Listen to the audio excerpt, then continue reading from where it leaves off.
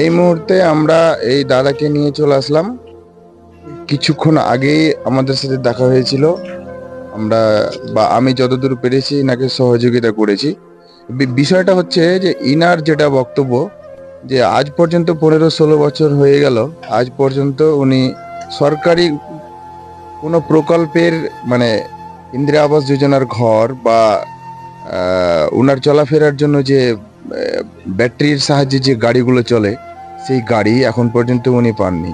তো আমরা এবং আমি কালিয়াচক গ্রাম কল্যাণ সেবা সমিতির পক্ষ থেকে আমি এইটুকু অনুরোধ করব এবং প্রশাসনের দৃষ্টি আকর্ষণ করছি, যাতে বন্ধুরা যারা এই ভিডিওটা দেখছেন তারা খুব তাড়াতাড়ি আপনারা একটু বেশি বেশি করে শেয়ার করবেন, যাতে মানে এই এই যে দেখছেন এখন যে গাড়িটাতে বর্তমানে ইনি বসে আছেন, এই গাড়িটা ওনার নিজস্ব কেনা গাড়ি।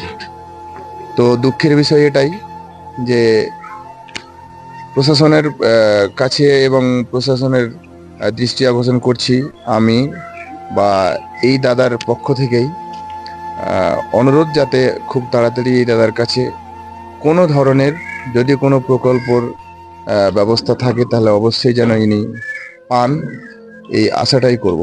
যাই হোক, আমি যতদূর পেরেছি সহযোগিতা করে দিয়েছি। দাদা, আপনাকে মানে টাকা পয়সা দিয়েছি, আপনি সন্তুষ্ট তো? আলহামদুলিল্লাহ। ঠিক আছে। হ্যাঁ, এরপরে যতদূর পারবো আবারও আমি আপনাকে আমার দিক থেকে সহযোগিতা করব। দাদা, আপনি অনেক সাহায্য করেছেন, যা করেছি এতে আলহামদুলিল্লাহ।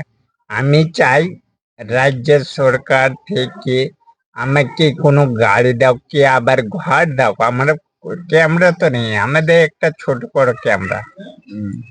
এটা আমরা ক্যামেরা চাই, ঘর চাই। ঘর আমি ছেলে মেয়ে নিয়ে, আমি 3টা মেয়ে, 2টা মেয়েকে এখন পড়াশোনা করাইছে। এই আল্লাহর ও ছেলেতে লোকের সাহায্যতেই এই লোকটি সংসার চালিয়েছে, ছেলে মেয়েকে পড়াইছে। আর কোনো আমার উন্নতি নাই। মানবিক পেনশন যা 1000 টাকা মাসে পাচ্ছি, এটাই। হ্যাঁ, এর থেকে আর বেশি কিছু কোনো দিক থেকে নেই। কোনো কিছু নেই উচিত।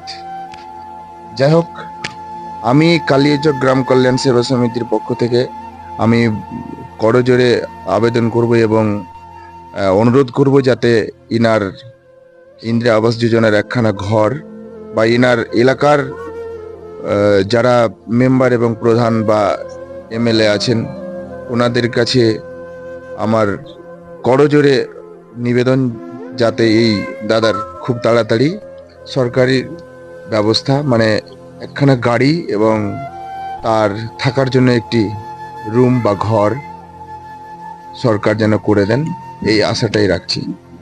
তো দর্শক যারা দেখছেন এই ভিডিওটা, এটা অনুরোধ একটু বেশি বেশি করে শেয়ার করবেন, যাতে এই দাদার যে মনের আকাঙ্ক্ষা এবং এনার যত মানে যেটা কষ্ট আর কি, সেই কষ্ট আমাদেরকেও কষ্ট লাগছে, যাতে খুব তাড়াতাড়ি ইনার ব্যবস্থা হয়, এই আশাটাই করছি।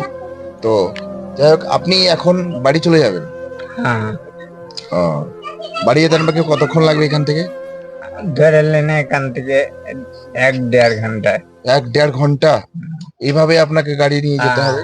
এইভাবে কষ্ট করে যেতে হবে। তখন গাড়িটা গাড়িটাকে পুরো এবার দেখা। ঠিক আছে, ইনশাআল্লাহ দোয়া করবেন, যাতে আলহামদুলিল্লাহ আমরা এর থেকেও ভালো মানে সার্ভিস বা পরিষেবা আপনাকে দিতে পারি, বা এর থেকেও যেন বড় ধরনের কোনো অনুদান আপনার কাছে পৌঁছতে পারি। হ্যাঁ, এটা আমরা আমাদের দিক থেকে চেষ্টা করব, আর আপনি একটু দোয়া করবেন আমাদের জন্য। আলহামদুলিল্লাহ। ঠিক আছে, আসসালামু আলাইকুম। ওয়ালাইকুম আসসালাম ওয়া রাহমাতুল্লাহি ওয়া বারাকাতুহু।